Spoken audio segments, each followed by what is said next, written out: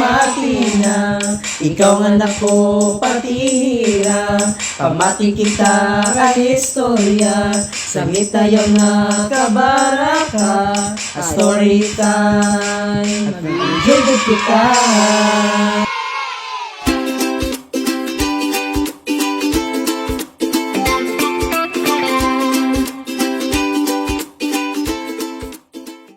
Magandang araw mga bata! Magandang araw rin po, Kuya Red! Kumusta kayong lahat? Mabuti naman po, Kuya Red! Natutuwa ako at nandito kayo ngayon para makinig sa ating kwento. Nakakita na ba kayo ng bakawan? Hindi pa po, Kuya Red! Ipapaliwanag ko muna sa inyo kung ano ang bakawan. Ang bakawan ay isang uri ng punong pangtubig na kalimitang ginagawang uling. Ang pamagat ng kwento natin ngayon ay Bakawan. Story by Yu Antalan, Reena Sarmiento, Mae Astrid Tobias, and illustrations by Zeus Bascon. Mula sa Adarna House. Different animals live in Bakawan. In the water, live small fishes like danggit. Under the roots, you can find talangka with hundreds of shrimps pushing against each other.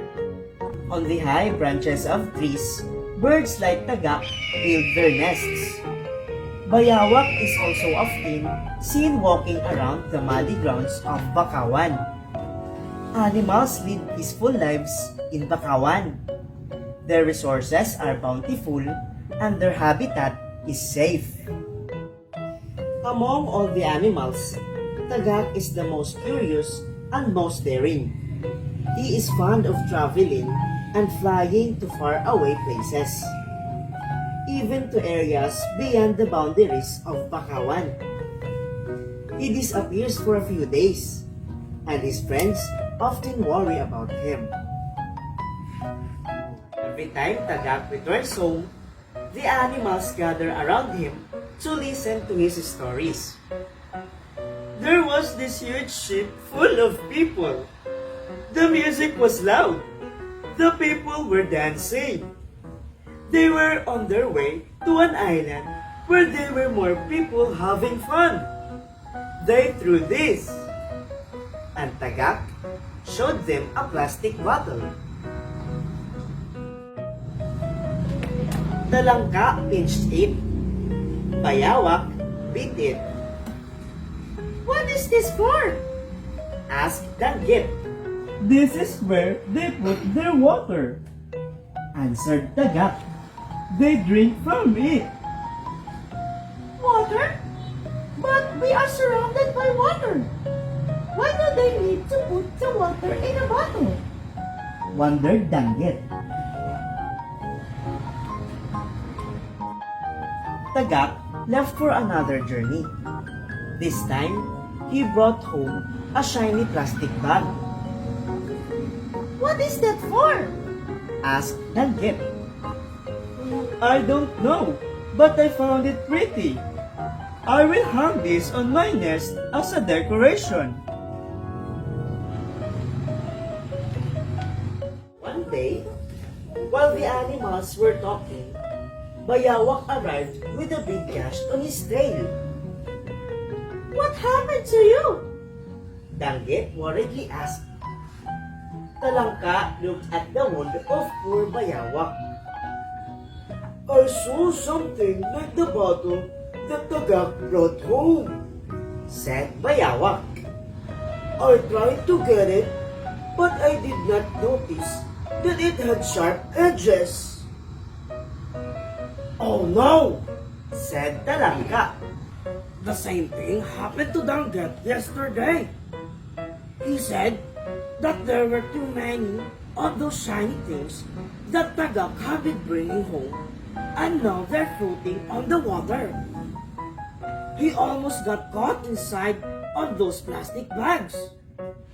It was fortunate that some shrimps were passing by and helped him." When the animals gathered, Everyone came except Tagak, Our home has become unsightly. said Danggit. It has also become unsafe to live in. Bayawak said as he showed his wounded tail. It wasn't like this before. Talangka said. Why don't we restore it to the way it was? Asked Danggit.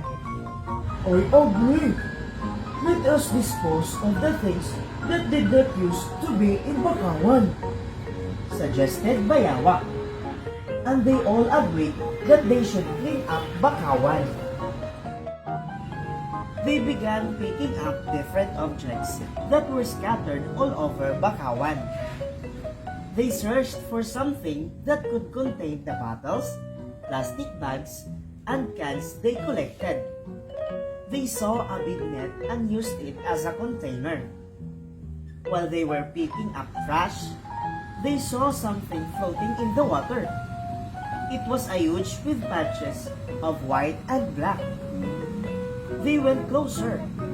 It was Tagak. He was unconscious and his feathers were covered with thick black liquid. What do you think happened? They wondered as they brought Tagak back to Bakawan.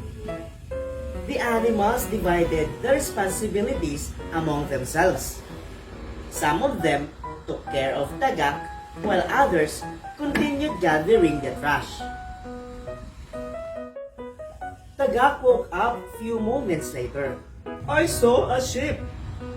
He told them. There was black liquid leaking from one side. I went closer to look at it, but I got stuck to it. It was heavy, and I couldn't fly. Then I passed out. The animals shivered from fear. They all thought that they should be careful of this black liquid. At last, the animals were able to gather all the trash scattered around the Bakawan. They placed everything inside the net. The problem was, where would they bring all these? They carefully thought about it.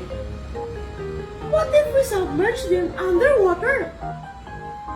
What if we bring them to the farthest corner of the forest? What if we just let water splash them out to sea? It was Tagak who thought of a solution to their problem. In one town, there is a place where people segregate their waste so they can reuse them. He said. Plastic bottles are gathered together. Cans are also gathered together. The same thing is done to plastic bags. Then, someone collects these and recycles them into containers. They even use the materials in entirely new ways. The animals agreed to bring their trash there. And so, Tagak assembled all the other birds and even bats. He asked for their help in carrying the net filled with trash. One night, while the people were fast asleep, they brought the net to the area that Tagak described. When they got there, they themselves segregated the trash just like the way people do it. Bakawan was restored to its former beauty. It was clean, safe, and bountiful in resources. From then on, the animals no longer collected trash. They maintained the cleanliness to their community. At dyan nagtatapos ang ating istoryang pinamagatang Bakawan. Anong natutunan ninyo mula sa ating kwento? Dapat tayong mga tao ay ingatan at pangalagaan ang ating kalikasan. Tama po, Kuya Red. Kaya dapat ilagay natin ang ating basura sa tamang lalagyan. Opo, Kuya Red. Maraming salamat mga bata sa pakikinig. Sana'y kaugalian nating alagaan ang ating kalikasan upang hindi lalong lumala ang climate change. Maraming salamat.